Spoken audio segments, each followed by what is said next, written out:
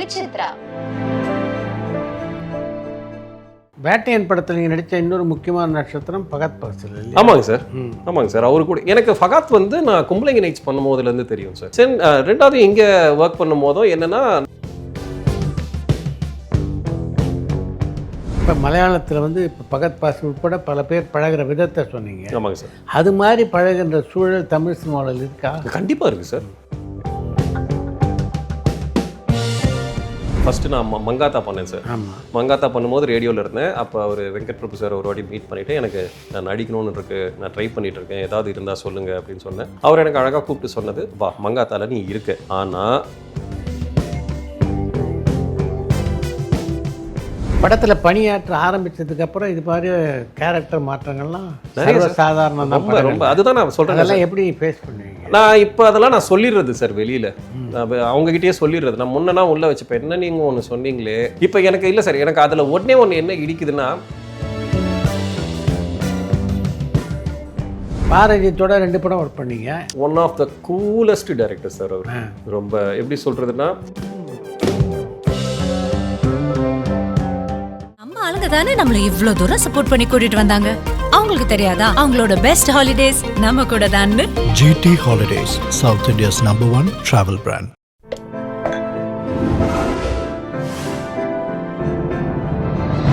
சாய் விசித்ரா.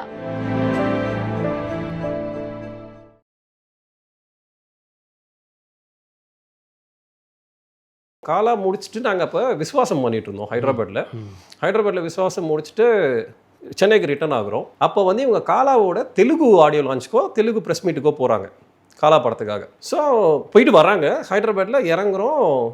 ஒரே பஸ்ஸு ஏர்போர்ட்லேருந்து இங்கே வெளியே வர வரைக்கும். பார்த்தா சார் அங்கே இருக்காரு. இங்கேருந்து அப்படியே எட்டி பார்த்துருந்தேன். ஹே காக்கா மூட்டை அப்படின்னு பஸ்ஸில் கத்துனாரு. Super nice. இங்கே இல்லை சார் இந்த மாதிரி விஸ்வாசம் சூப்பர் நைஸ் அப்படின்னு சொல்லிட்டு அப்படியே பேசிட்டு, ரஜினி சார் பார்த்தா நம்மளை தெரியுது அப்படின்ற அந்த ஒரு ஹாப்பினஸ், அது பெரிய விஷயம் சார். அது எனக்கு கிடச்சது ரொம்ப ஹாப்பியாக ஃபீல் பண்ணேன் சார். வேட்டையன் பண்ணியிருந்தேன் சார். அதுவும் ஜாலி தான் சார்.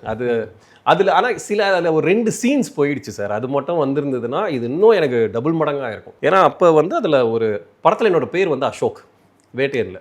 ரஜினி சார் வந்து கேட்பார், ஏய் உன் பேர் என்ன அப்படின்னும் போது நான் ரஜினி சார் மாதிரியே சொல்லணும், அசோக் அப்படின்னுவேன். ரஜினி சார் இப்படி ஃபோன் பேசிட்டு போய் டப்புன்னு ஃபோனை கீழே போட்டுருவார். இந்த ஒரு சீன் ஒன்று எடுத்தாங்க. எனக்கு இது வந்து செம ஹாப்பினஸ். இது ரீக்ரியேஷன். இது எவ்வளோ வருஷம் கழிச்சு அண்ணாமலையோட சீன் ரீக்ரியேட் பண்ணுறாங்கன்னு சொல்லிட்டு ஹாப்பியாக இருந்தேன். நான் டைரக்டருக்குலாம் சொன்னேன், sir super sir, thank you sir, Gnanavel சார்ட்ட சொல்லிட்டு வந்தேன். ஆனால் என்ன டப்பிங்கில் போகும்போது அதுக்கு இல்லை, என்ன சார் ஆச்சுன்னா இல்லை டியூரேஷனில் நிறைய தூக்க வேண்டியிருந்தது ரமேஷில். ஓகே, பட் அவர் கூட மீட் பண்ணி நடித்தது ரொம்ப நல்லா இருந்தது சார். சரி, அதுதான் சொல்கிறது. என்னன்னா இது வரைக்கும் கிடைச்சது எனக்கு ரொம்ப பெரிய விஷயமா நான் பார்க்குறேன் சார். வேட்டையன் படத்தில் நீங்கள் நடித்த இன்னொரு முக்கியமான நட்சத்திரம் ஃபகத் பாசில். ஆமாங்க சார். எனக்கு ஃபகத் வந்து நான் கும்பலிங்க நைட்ஸ் பண்ணும் போதுலேருந்து தெரியும் சார். ரெண்டாவது இங்கே ஒர்க் பண்ணும் போதும் என்னென்னா, நான் ஏன் கேரவனில் இருந்தேன், ஃபகாத்துக்கு வந்து நான் இங்கே இருக்கேன்னு தெரிஞ்சு என்ன பார்க்க அவர் வந்தார். அவர் வந்து எப்படி இருக்க, நல்லா இருக்கே அப்படி பேசிகிட்டு இருந்தார். இதை நான் ஆல்ரெடி நான் சொல்லியிருந்தேன். அவருடைய பொசிஷனுக்கு அந்த படத்தில் அவருடைய கேரக்டருக்கு ரமேஷை வர சொல்லுங்கள் பார்க்கணும்னு சொல்லியிருக்கலாம். என் பேர் நான் இருக்கிற இந்த சீனை நானும் அவர் தான் பண்ணுறோன்னு தெரிஞ்சுட்டு அவர் வந்தார்.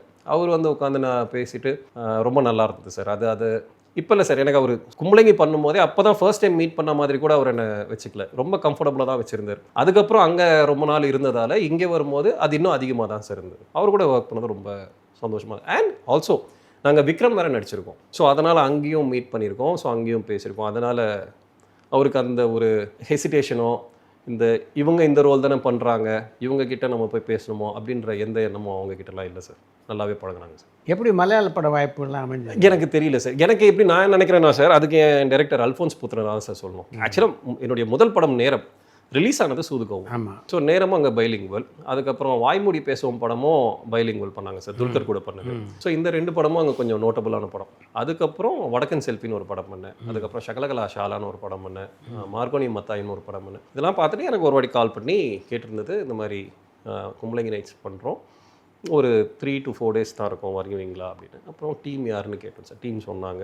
அவங்களுடைய படங்கள் எனக்கு ரொம்ப பிடிக்கும். மகேஷோட பிரதிகாரமாக இருக்கட்டும், தொண்டி முதலுமாக இருக்கட்டும். ஸோ வரேன் அப்படின்னு சொல்லிட்டு போனது தான் சார். இப்போ டீம் ரொம்ப நல்லாவே பார்த்துக்கிட்டாங்க. என்னென்ன தேவைப்படுது, இவனோட ரோல் என்னவாக இருக்கும் அப்படின்றது. அங்கே போய் அவங்களுடைய ஒர்க்கிங் பேட்டர்ன் ரொம்ப டிஃப்ரெண்ட்டாக இருந்தது. எனக்கு ரொம்ப ஹெல்ப்ஃபுல்லாக இருந்தது சார் அவங்க. எல்லா படத்தில் நடிக்கிறதுக்கு முன்னாடி இது மாதிரி கேள்விகள்லாம் இருக்குமா ரமேஷுக்கு? இருக்குது சார், இருக்குது. அதாவது எல்லா படங்கள்லாம் என்னென்னா சூதுகோமே எனக்கு கதை தெரியாது சார், அதில் என்னால் கேட்க முடியல. நேரமுக்கும் ஏன் ரோல் என்னன்றது எனக்கு சொல்லிட்டாங்க. எனக்கு ரொம்ப நாள் கழித்து கதை கேட்குறதே தப்புன்றதை வந்து என்னை கில்ட்டியாக ஃபீல் பண்ண வச்ச சில டேரக்டர்ஸ்லாம் இருக்காங்க. சார் கதை என்ன சார்னா, ஓ கதை கேட்டு தான் நடிப்பீங்களா அப்படின்வாங்க. வேறு எதை கேட்டு நான் நடிக்கணும்? நீங்கள் வருவீங்க, அப்படியே இருப்பீங்க, அப்படியே போவீங்க வருவீங்க, பேர் கூட இருக்காது, அந்த கேரக்டருக்கு ஒரு பேர் இருக்காது, என்ன பண்ணுறான், அவனுடைய பேக்ரவுண்ட் என்ன, அவன் என்ன ஒர்க் பண்ணுறானா, இல்லை சும்மா சுற்றிட்டு இருக்கானா, அவன் கையில் காசு வருதா, அவன் எப்படி சம்பாதிக்கிறான், இதை கேட்டால் அந்த அண்டர்ஸ்டாண்டிங்குள்ளேயே வராதவங்க கிட்ட நான் ஒர்க் பண்ணுறதில்ல சார். எனக்கு தெரிஞ்சு ஒரு டைரக்டர்கிட்ட சொன்னார், இந்த மாதிரி நான் உங்களுக்கு ஒரு கதை வச்சுருக்கேன், இதை நம்ம பேசணும் அப்படின்னாரு. சரிங்க சார் பேசலாம் சார். போய் மீட் பண்ணி பேசினேன், கதை சொன்னார். அதுவும் எப்படின்னா இப்படி தான், இப்படி ஒன்று இருக்கும், இப்படி ஒன்று, இப்படி பேசினார். சரி ஓகே, கொஞ்சம் சீனியரானவர் தான், ஓகே சரிங்க சார், ஒன்றும் இல்லை சார், எனக்கு பவுண்ட் இருந்தால் கொடுங்க, படிச்சிடுறேன். பவுண்ட்லாம் எப்படி கொடுக்க முடியும் உங்களை நம்பி? நான் என்னமோ எடுத்துகிட்டு போய் என்னமோ பண்ணிட போகிறேன். இல்லை சார் ஃபுல்லாக நான் படிச்சுட்டு உங்கள்கிட்ட சொல்லுவேன் சார். அதெல்லாம் கொடுக்க முடியாது, இஷ்டம் இருந்தால் இப்படி வேணால். இல்லை சார் நீங்கள் ஒன்றுமே சொல்லலை, சும்மா லைன் மட்டும் தான் என்னன்னு சொன்னீங்க, எனக்கு ஒன்றுமே புரியலை, அதனால் நான் இல்லை நீங்கள் டீட்டெயிலாவது சொல்லுங்கள், இல்லை நான் படிக்கவாவது செய்கிறேன் சார்.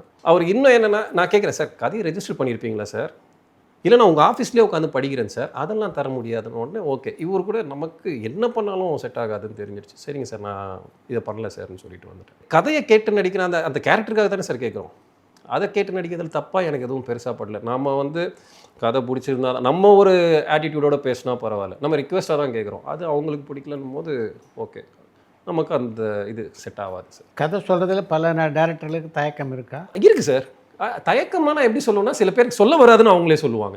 நான் இன்னும் எப்படி கேட்பேன்னா, உங்கள் ஏடிஸ் யாராவது கூப்பிட்டு என் ரோல் என்னன்னு சொல்லுங்கள், ஓவராலாக படம் என்னவா இருக்குது, என் ரோல் என்ன, இவன் என்ன பண்ணுறான், அதை மட்டும் சொல்லுங்க. சில பேர் அழகாக கூப்பிட்டு வச்சு சொல்லுவாங்க, சார் எனக்கு சொல்ல வராது சார், இவர் ரொம்ப அழகாக சொல்லுவார் சார், நான் அப்படி உட்காந்து கதை கேட்டுருவேன் சார். இன்னும் சில பேர் வந்து அனுப்பிச்சிடுவாங்க, நீங்கள் படிச்சுட்டு சொல்லுங்கன்னு அனுப்பிச்சிடுவாங்க. நான் படிச்சுட்டு என்னோட ஃபீட்பேக் சொல்லுவேன். சரியாக இருக்கிற பட்சத்தில் அவங்க எடுத்துப்பாங்க, இல்லைனா இல்லை சார் நான் இப்படி தான் சார் வைப்பேன்னுவாங்க. சரி ஓகேங்க உங்கள் இஷ்டம். நான் இப்போ வந்து எனக்கு இதை மாற்றினா நான் நடிக்கிறேன்னு யார்ட்டையுமே சொன்னது கிடையாது சார். ஏன்னா எண்ட் ஆஃப் த டே அவங்க தான் அதோட கிரியேட்டிவ் ஹெட். ஸோ நீ இதை மாற்றி, நான் வேணா இதில் கொஞ்சம் இதை ஆட் பண்ணி பார்த்தா எப்படி இருக்குன்னு என்னோட சஜஷன் தான் நான் கொடுக்க முடியுமே தவிர, நீ இதை மாற்றிட்டு எனக்காக நீ ஒன்று இப்படி வைன்னு நான் சொல்கிற இடத்துல நான் கிடையாது சார். ஸோ ஜஸ்ட் நான் என்னோட ஒப்பீனியன் நான் சொல்லுவேன், எடுத்துக்கிறவங்க எடுத்துக்கோங்க, எடுத்துக்காதவங்க ஓகே உங்கள் விருப்பம். அது 100% உங்கள் கையில் உங்களுக்கு அந்த ரைட்ஸ் இருக்குன்னு நான் விட்டுருவேன் சார். தெலுங்குல ஒன்று வந்தது சார் எனக்கு. ஆனால் அது எப்படின்னா போகிறதுக்குள்ளேயே அந்த ப்ராஜெக்டாகவே அதையே மூடிட்டாங்க. கன்னடாவில் எனக்கு இன்னும் வரல சார், கன்னடாலேருந்து இன்னும் வரல. இப்போ நெக்ஸ்ட் தெலுங்கு ஒன்று போகிறேன் சார், இப்போ நெக்ஸ்ட் மந்தில் ஒன்று பண்ண போகிறேங்க சார். வந்த கதைகளும் சரியானதாக இல்லை, மறுபடியும் ஒரு 10 வருஷம் பின்னாடி போகிற மாதிரி இருக்குது சார். அந்த கேரக்டர்லாம் எடுத்து பண்ணோன்னா, அந்த ரோல் எடுத்து பண்ணோன்னா அதில் கொஞ்சம் ஒன்றுமே இல்லை.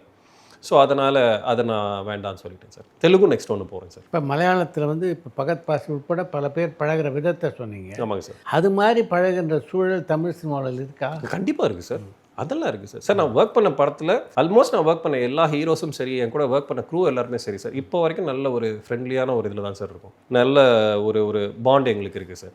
அதில் சில பேர் வந்து அவங்க கரெக்டுன்னு நான் சொல்லுவேன், வருவாங்க நடிப்பாங்க, ஹாய் நல்லா இருக்கீங்களா அப்படின்னு சொல்லிட்டு போயிடுவாங்க, அது கரெக்டு தான். அவங்களுக்கு வந்து இங்கே நான் வந்து ஒரு நட்பு வட்டாரத்தை நான் பெருசாக்கி இங்கே நாங்கள் வந்து அன்பை பொழிஞ்சிட்டு இருக்கிறதுக்கு நான் இல்லை. நான் வந்தேன், நடித்தேன், நல்ல ஒரு ப்ராடக்ட் ஒன்று கொடுத்துருக்கோம், நான் அடுத்த வேலையை பார்க்க போகிறேன்ட்டு வந்துட்டு போகிறவங்களும் இருக்காங்க சார். எனக்கு இங்கே நான் இது வரைக்கும் நான் பண்ண படங்களில் நடித்த கமெடியன்ஸாக இருக்கட்டும், ஹீரோஸாக இருக்கட்டும், எல்லாருமே இப்போ வரைக்கும் எனக்கு ஃபோன் பண்ணி பேசுகிறவங்க இருக்காங்க. மீட்டிங்னா எனக்கு கூப்பிடுவாங்க, வா சும்மா எங்கேயா வெளியே போகணுன்னா எனக்கு பேசுகிறவங்க நிறைய பேர் இருக்காங்க சார். இதில் விஜய் சேதுபதியை தாண்டி உங்களுக்கு நெருக்கமான வட்டத்தில் இருக்குது யார் யார்? காளி வெங்கட், அப்புறம் பிருத்திவிராஜ், பாண்டியராஜ் சாரோட பையன் பிருத்திவி, விவேக் பிரசன்னா. இதில் என்னென்னா ஒவ்வொருத்தனும் பேர் சொல்லாமல் விட்டோன்னா அவனுங்க கோச்சு பண்ணுங்க சார். அவனுங்க வேறு இவங்க இருக்காங்களா. ஹரி நம்ம மெட்ராஸில் ஜானி கேரக்டர் பண்ணியிருந்தேன். அப்புறம் நம்ம ராஜ் நடுவில் கொஞ்சம் பக்கத்தை காணும் படத்தில் நடிச்சிருந்த ராஜ், அவன் இருக்காங்க சார். இந்த மாதிரி ஒரு 6-7 பேர் இருக்காங்க சார். எங்கே வெளியே போனோன்னா கேங்காக போனோன்னா இந்த மாதிரி தான் சார் நாங்கள் போவோம். அஜித்தோட 3 படங்கள் நடிச்சிருக்கீங்களா? ஃபஸ்ட்டு நான் மங்காத்தா பண்ணேன் சார். மங்காத்தா பண்ணும்போது ரேடியோவில் இருந்தேன். அப்போ அவர் வெங்கட் பிரபு சார் ஒரு வாட்டி மீட் பண்ணிவிட்டு, எனக்கு நான் நடிக்கணும்னு இருக்குது, நான் ட்ரை பண்ணிகிட்டு இருக்கேன், ஏதாவது இருந்தால் சொல்லுங்கள் அப்படின்னு சொன்னேன். அவர் எனக்கு அழகாக கூப்பிட்டு சொன்னது, வா மங்காத்தால நீ இருக்க, ஆனால் உனக்கு ரோல்லாம் கிடையாது, பேரும் கிடையாது, கேரக்டருக்கு நேம்லாம் கிடையாது, சினிமா எப்படி ஃபங்க்ஷன் ஆகுதுன்றது நீ தெரிஞ்சுக்கோ, நீ வா ஷூட்டுக்கு. ஒரு 35 நாள் நான் ஷூட்டுக்கு போனேன் சார். 35 நாள் சார் போனேன் சார். இங்கே வால்டாக்ஸ் ரோட்டில் எடுத்த அந்த தியேட்டர் சீக்வன்ஸ்க்கே நான் ஃபுல்லாக இருந்தேன் சார். அப்புறம் ஹைதராபாத் போனோம், நிறைய பண்ணாங்க சார், பேசினாருங்க சார். என்னென்னா அதுவும் வந்து வெங்கட் சார் வந்து என்ன பண்ணாங்க, இவர் எஃப்எம்ல ஆர்ஜேவாக இருக்காரு, இங்கே நம்ம படத்தில் வந்து நடிக்க வந்திருக்காருன்னு சொன்ன உடனே அவர் மீடியாவில் இருக்கீங்களா, அப்புறம் ஏன் சினிமா அப்படின்லாம் பேச ஆரம்பிச்சுன்னு சொன்னார். அவர் எப்போவுமே அந்த டைமில் வந்து எங்கள் சென்னை ஊரெலாம் கேட்டுட்டு என்ன வேலையெல்லாம் விட்டுறாதீங்க, வீடெல்லாம் வாங்கிட்டீங்களா அப்படின்னும் போது இல்லை சார் இனிமேல் தான் சார் எல்லாம் பண்ணணும் அப்படின்னு ஆரம்பிச்சு. ஸோ ஃபஸ்ட்டு அந்த ஒரு அங்கே மீட் பண்ணுது சார். செகண்டு வேதாளமுக்கு சிவா சார் ஒரு வாட்டி கூப்பிட்டுருந்தாருங்க சார். கூப்பிட்டுட்டு எனக்கு அப்போ வந்து சூதுகவும் காக்கா முட்டெல்லாம் ரிலீஸ் ஆன டைமு. அவருக்கு சொல்லி ஒரே ஒரு சீன் தான் வேணும், ஆனால் ப்ளீஸ் நீங்கள் பண்ணிங்கன்னா நல்லாயிருக்கும்னு நினைக்கிறேன் அப்படின்னு சொல்லி கூப்பிட்டாருங்க சார். யார் கூடனா அஜித் சார் கூட. எனக்கு என்ன, நான் தாராளமாக வரேன்னு சொல்லிட்டு நான் போய் அஜித் சார் கூட மீட் பண்ணேன். அப்போ வந்து நல்லாவே பேசிகிட்டு இருந்தார்.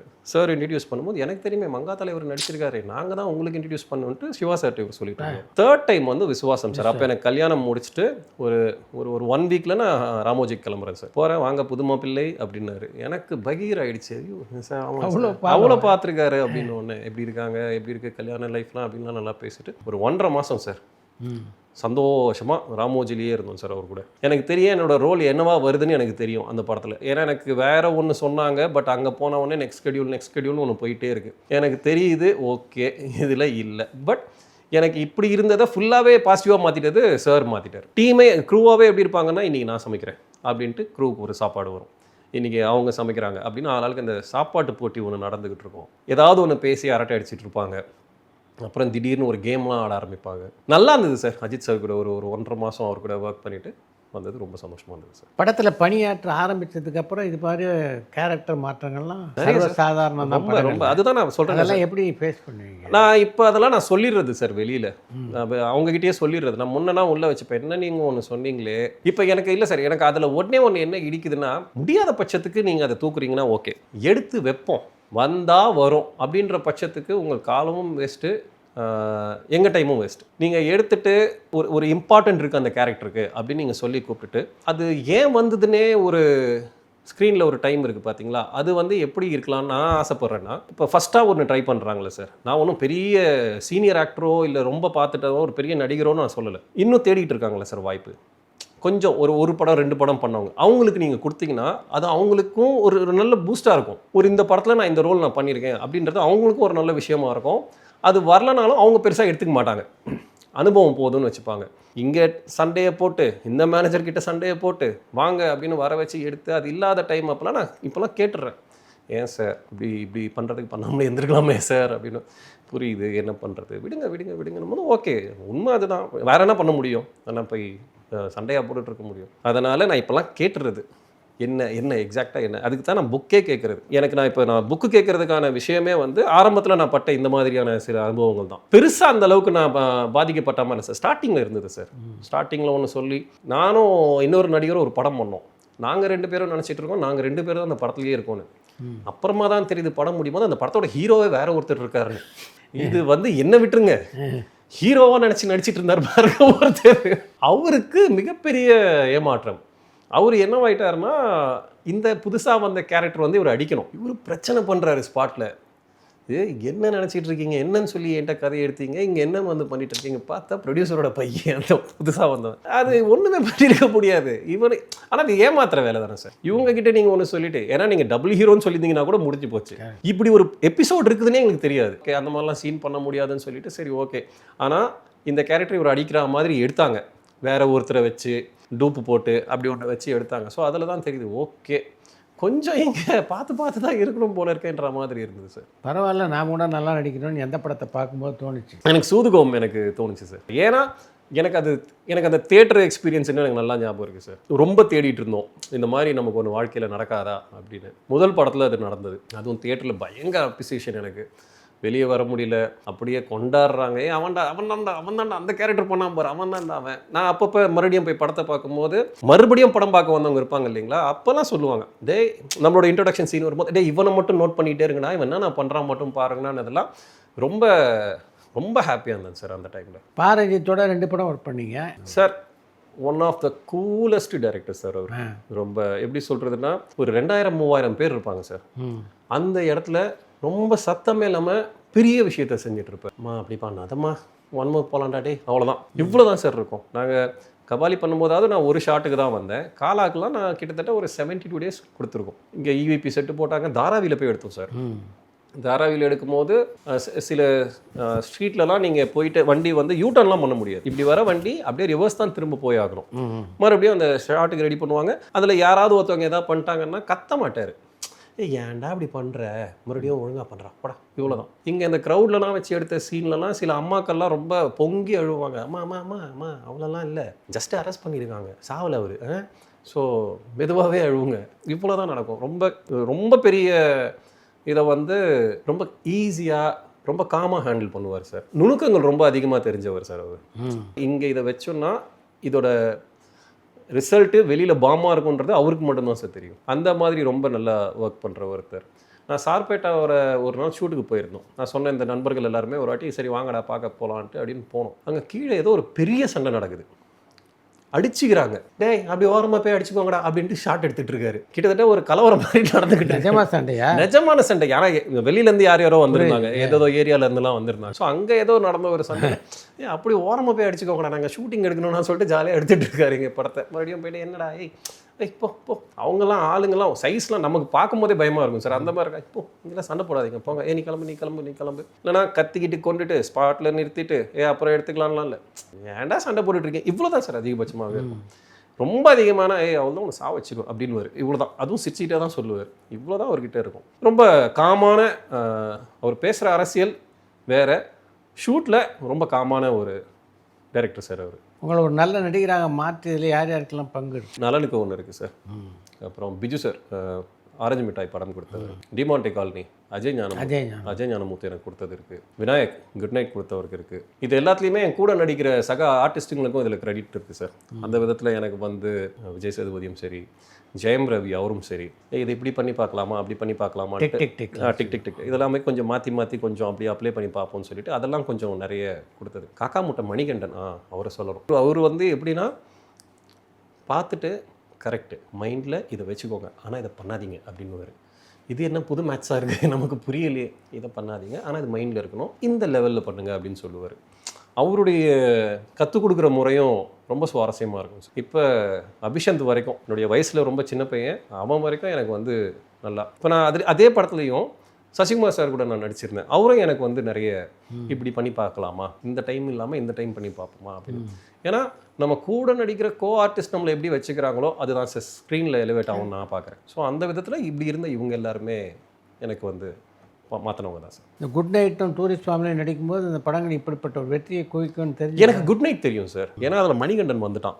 மணிகண்டன் வந்த உடனே ஷார்ட் ஃபிலிம் டேஸ்லேருந்து எனக்கு மணிகண்டனை தெரியும். என்கிட்ட நல்ல உரிமையாக பேசுகிற ஒருத்தன், ஆனால் அவனை படம் பண்ண வைக்கிறது ரொம்ப கஷ்டம். அப்படியா? ஆமாம், ரொம்ப ரொம்ப கஷ்டம். ஏன்னா அவனுக்கு எழுத்து வேலை தான் ரொம்ப பிடிக்கும். கேமரா முன்னாடி வந்து நிற்கிறதுலாம் அவனுக்கு பெரிய உடன்பாடு கிடையாது. அவனுக்கு direction, back of the screen actor, very good actor. அதனால தான் சார் குட் நைட்டுக்கு கெஞ்சி கூத்தாடி கூப்பிட்டு வந்தோம் சார். அவனை ப்ரொடக்ஷன்லாம் கூட்டிகிட்டு வரல சார், நான் கூட்டிகிட்டு வந்தேன். அப்படியா? ப்ரொடக்ஷனில் சொல்லிட்டாங்க மணிகண்டன் வேணும். இந்த மாதிரி ராமணியா வாடா, இல்லை எழுதணும், எழுதலாம்டா, வாடா எழுதலாம், இப்படி சொல்லி கூட்டிகிட்டு வந்து அதுக்கப்புறம் பவுண்டு கொடுத்து அதை படிக்க சொல்லி நல்லா இருக்கு ஆனால் அங்கங்கே இது சரிடா, அது எல்லாமே நம்ம கரெக்ட் பண்ணிக்கலாம்டான்னு சொல்லி முடிச்சுட்டு அதுக்கப்புறம் விநாயகை இன்ட்ரடியூஸ் பண்ணி வச்சு அப்படி உள்ளே வந்தது தான். ஆமாம், ஒன்ஸ் அவன் உள்ளே வந்துட்டான்னா படத்தை அவன் எடுத்துப்பான். அதான் அவன் ஒர்க் பண்ணுற எல்லா படத்துக்குமே சரி. அவர் வந்து ஒரு பேக்கேஜில் எடுக்கலாம். அவரை புக் பண்ணிட்டோன்னா கடைசியாக நம்ம லாக் பண்ணி வெளில படம் ரிலீஸ் ஆகிற வரைக்கும் எல்லா வரையும் அவரே பார்த்துப்பாரு. ஸோ அது வந்து அவன் பண்ணுவான். அவன் உள்ளே வரும்போதே எங்களுக்கு தெரியும் நல்ல பெரிய கான்ட்ரிபியூஷன் சார். அவன் அந்த படத்தில் அடிஷ்னல் ஸ்க்ரீன் பிளே வேற பண்ணியிருப்பான் சார், கொடுத்துருப்பாங்க, கிரெடிட்லேயே கொடுத்துருப்பாங்க. ஸோ அவன் வரும்போதே எனக்கு அது தெரிஞ்சது. லோகேஷ் கனகராஜ் எங்க அறிமுகமானார் உங்களுக்கு? லோகேஷ் கனகராஜ் வந்து அவருடைய மாநகரம் படத்துக்கு நான் ஒரு வாய்ஸ் ஒன்று கொடுக்க போயிருந்தேன் சார். அதில் ஒரு ரேடியோ வாய்ஸ் ஒன்று வரும் சார். நமக்கு லோகேஷ் கனகராஜ்னா என்ன தெரியும், நல்ல முடி, நல்ல தாடி வச்சுட்டு இருப்பார். திடீர்னு ஷார்ட்டாக ஹேர் கட்லாம் பண்ணி ஃபுல் ஷேவ் பண்ணிவிட்டு யாரோ ஒருத்தர் இப்படி என்னை பார்த்துக்கிட்டே இருந்தார் ஏர்போர்ட்டில். நான் சரி யாரோ நம்முடைய ஃபேன் போல் ஃபோட்டோ எடுக்கிறதுக்காக வெயிட் பண்ணுறேன் அப்படின்னு நினச்சிட்டு சொல்லுங்கள் பிரதர் அப்படின்னு. கமல்ஹாசன் சந்தித்து பேசியிருக்கேன். நான் பேசியிருக்கேன் சார், நிறைய வாட்டி பேசியிருக்கேன் சார். நான் ரேடியோவில் இருந்த காலத்தில் பேசியிருக்கேன். சூதுகம் அவர் கூப்பிட்டு அப்ரிஷியேட் பண்ணியிருந்தார். அதுக்கப்புறம் கதாபாத்திரத்தை கேட்டவுடனே அதில் உங்களுடைய கான்ட்ரிபியூஷன் என்னவா இருக்கும் படங்கள் நடிக்கிறது? படத்தை அடுத்த செகண்டுக்கு நகர்த்துற ஒன்றா இருக்கணும்னு ஆசைப்படுவேன் சார். பரபரப்பான சினிமா செய்திகள், நட்சத்திரங்களின் பேட்டிகள், சினிமா வரலாறு ஆகியவற்றை பார்க்கவும் படிக்கவும் உங்களுக்கான இணையதளம் touringtalkies.co.